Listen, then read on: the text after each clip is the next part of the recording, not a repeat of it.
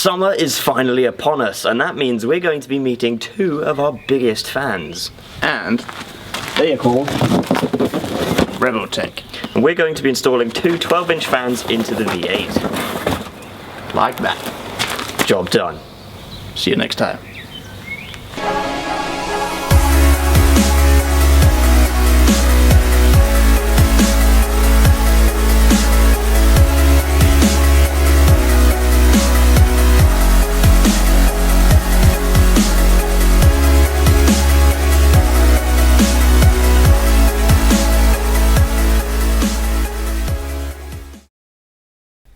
Using an electric fan system to cool your engine as opposed to a belt-driven one can offer a number of advantages, particularly in an old V8 Land Rover such as this, where regulation of the engine's temperature can be infamously temperamental. So here we've got the twin 12-inch Radiator fans. Well, we first got the manual, how to install them. We'll probably need this later, so we're not going to throw it away just now.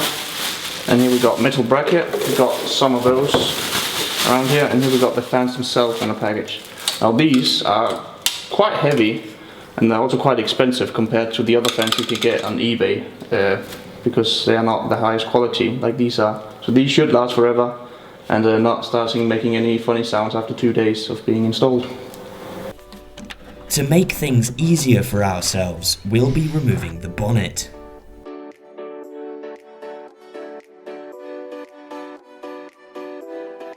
We then set about removing the radiator. Although this isn't a necessary step, it will make things easier and allow us to clean it.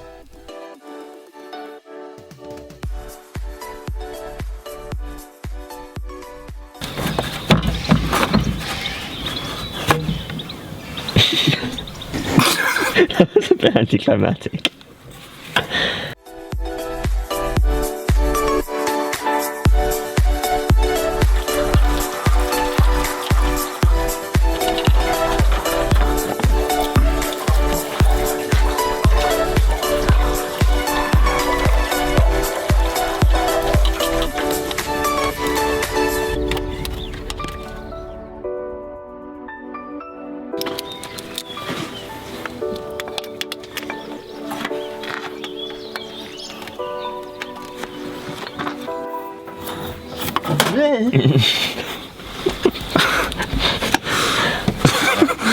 We're not as professional as we look here on TirsbaekTV. Like one of those guys from South Park. Nice. That's one way of getting it off. It worked. Now you could take the put the new fans in without taking the radiator out, but as you can see on it just needs some care because it's kind of stuck up with mud. So we've got to clean that with some pressurized air, get that nice and clean, and then put the new fans on it, put it back into the car.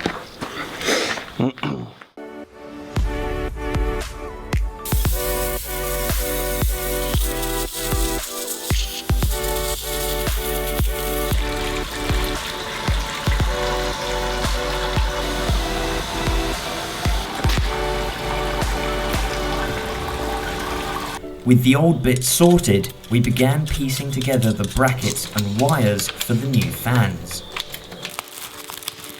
Normally I would advise of putting some kind of thread locking fluids on it, but these bolts already got this little blue inner ring, which means that it's a locking nut. So when you put the nut on, it's not going to come off or suddenly fall off. So once you tighten these, you shouldn't need to tighten them before you need to take them off. They shouldn't come loose by itself.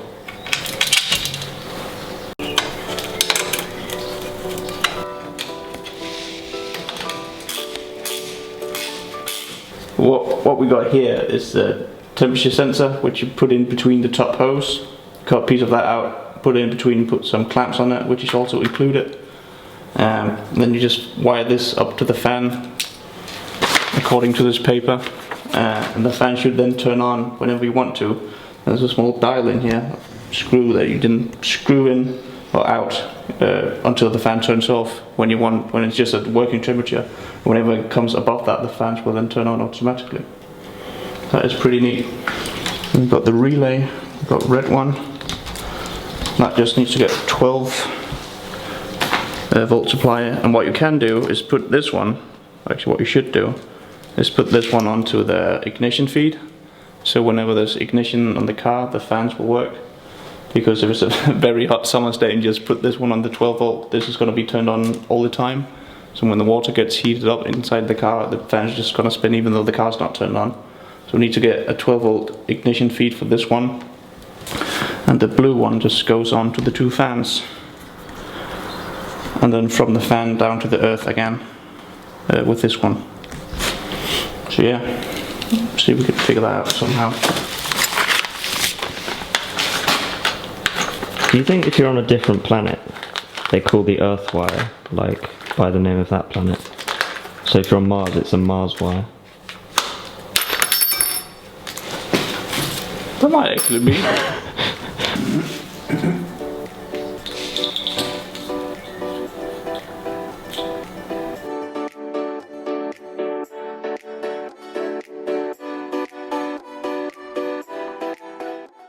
We haven't found anywhere obvious to put this relay, so we're going to be screwing it in on here, on this screw, and then running all the wires down the left hand side of the car, because it's left hand drive.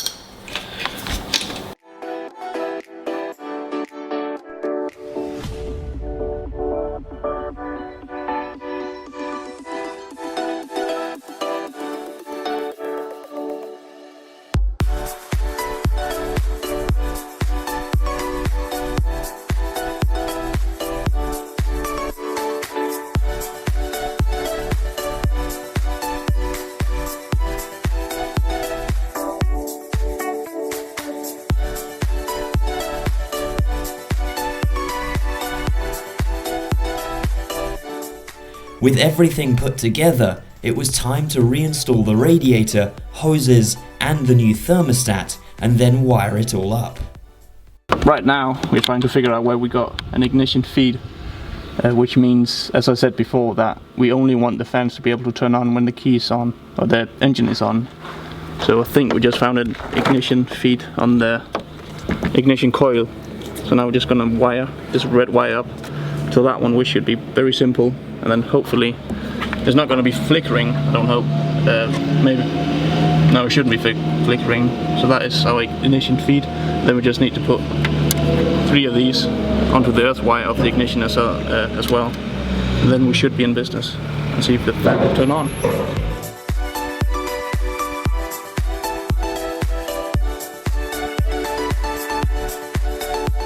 The ignition feed from the ignition coil ended up not being able to provide the fans with enough power, so we resorted to searching behind the dash for something that could.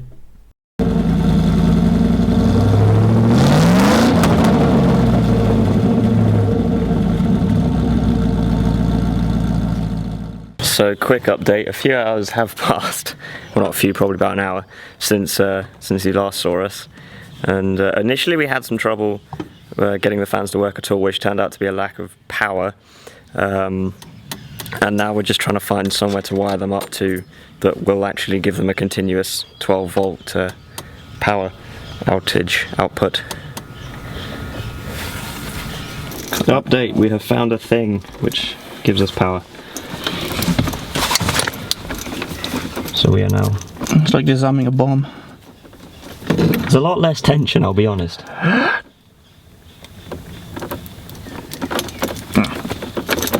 Yeah, it's still not feeling... And on that day, TirsbaekTV ended. Although if that actually happened, this video would never be uploaded because it would have just blown up. Yeah. So... Cool. Okay guys, about half an hour or so later, and the fans are finally working. We had to replace a fuse after we wired them all up, and then they started working at last, and they seem to be working absolutely fine. I did actually just try filming this bit over there, but the engine is so noisy that you couldn't hear anything. So hopefully you can hear me now.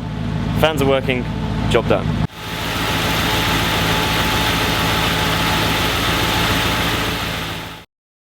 So that was one of our patented 3-hour, half-an-hour jobs.